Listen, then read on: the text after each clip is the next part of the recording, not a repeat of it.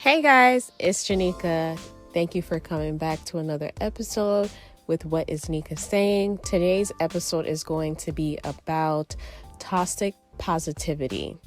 You know, we've all heard about being positive all the time or positive vibes only. I just want to tell you guys that yes, it could be quite attractive to hear, about the positivity movement, but it can also be toxic. Did you guys know that? Because toxic positivity dismisses an emotion, usually a negative emotion, no matter how difficult a situation is, and that people should still maintain positive, which is not right. I believe there's a time and place for everything, and you should allow yourself to feel sorry or to feel sad or to feel angry. Your feelings are valid, For example, like losing a loved one or failing in school or failing in a business. All of those can cause someone to feel sad or to be angry or to be in denial or so forth. Those are all feelings that you should acknowledge and allow yourself to feel them.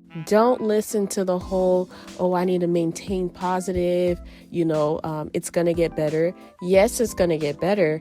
But we have to acknowledge that feeling, because if we don't acknowledge that feeling, it can get worse. It could actually progress to depression. Back to what I was saying about there's a time and place. There's also a time and place to give advice and have an opinion. Your opinion matters if it's going to help the person or help educate the person.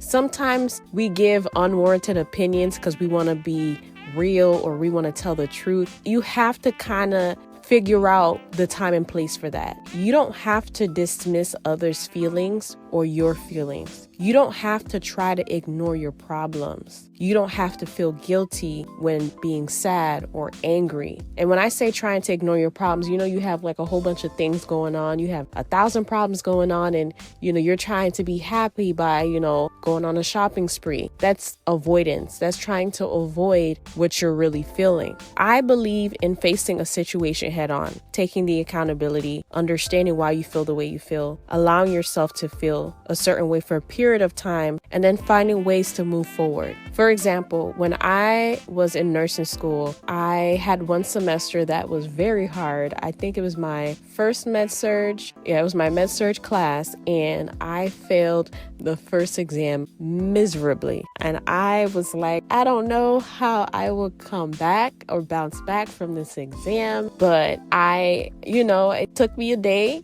maybe a day and a half to kind of get in my feelings. And I did also blame the professor, like who has not blamed our professors when we fail. And I was just really sad. I was really upset. And I was like, well, what am I going to do moving forward? Because I have 3 more exams before the semester ends. I can't allow myself to continue to feel the way that I feel.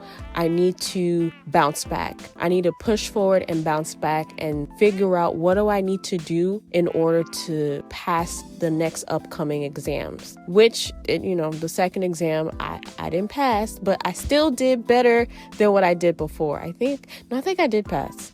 I think I got like the minimum passing rate, but then by the 3rd and 4th exam, I was like through the roof because I was not playing, because I was like, I'm going to finish that semester strong.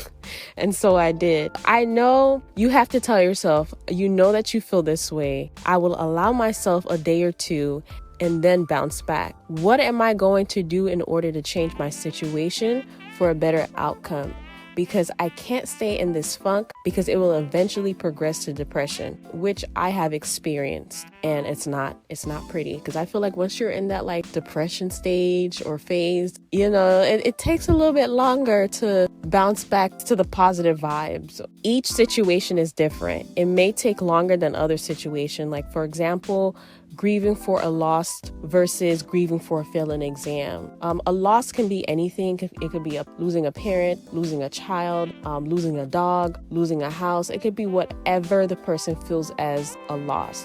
One of the quotes that from my favorite singer is Beyonce. And like I said, what she said about, spending at least 24 hours or a day to be sad or feel sorry for herself, and then the next day she bounces back. That is different for each situation. situation because, like I said, failing an exam is different from losing a loved one. So the quote says, this is from Beyonce, "Whenever I feel bad, I use that feeling to motivate me to work harder. I only allow myself one day to feel sorry for myself. When I'm not feeling my best, I ask myself, what are you going to do about it? I use the negativity to fuel the transformation into a better me." So examples of avoiding toxic positivity is you'll get over it. That's the bad toxic positivity. So instead of saying you'll get over it, you can say it's hard, but I believe in you. Another example, don't be negative. A better way to say it is it's okay to feel bad sometimes. And then my last example is it could be worse. But then a better way to say it is sometimes we experience bad things. How can I support you?